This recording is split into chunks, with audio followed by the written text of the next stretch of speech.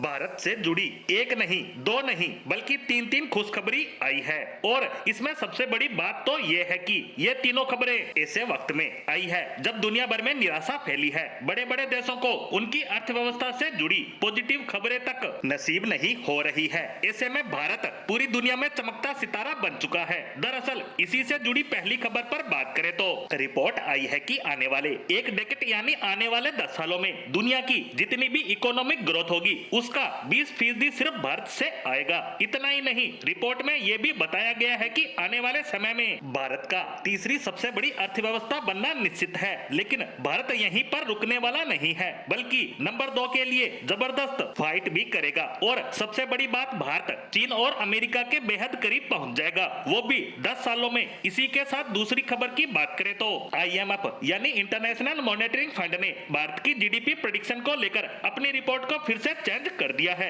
इन्होंने कहा है कि आने वाले एक साल में भारत की अर्थव्यवस्था की रफ्तार पर पहले का अनुमान 6 से 6.5 के आसपास रहने का अनुमान लगाया गया था, लेकिन अब हमारा ताजा अनुमान यह है कि आने वाले एक साल में भारत की GDP रफ्तार 7% से भी ज्यादा ही रहेगी। IMF किसी भी देश की इकोनॉमी को लेकर जब अनुमान लगाता है तब थोड़ा सख्त ही रहता है। जैसे इन्हें 7.5% लगता है तो ये 7% ही बताते हैं, ताकि रिपोर्ट में सही और गलत होने के बीच का अंतर कम से कम रहे। यानी भारत की GDP 7% से ऊपर ही रहने वाली है और उम्मीद है कि आने वाले समय में IMF फिर से अपनी रिपोर्ट बदलेगा। बात यहीं तक सीमित नहीं है, क्योंकि भारत के खजाने को लेकर जो तीसरी बड़ी खबर आई है उसे देखकर आप कहेंगे कि आखिर ये सब कैसे हो रहा है, क्योंकि किसी भी नॉर्मल देश की रफ्तार इतनी तेज नहीं होती और इसीलिए दुनिया हैरान है। दरअसल आपको पता होगा 2 महीने पहले की ही तो बात है, भारत का खजाना 650 बिलियन के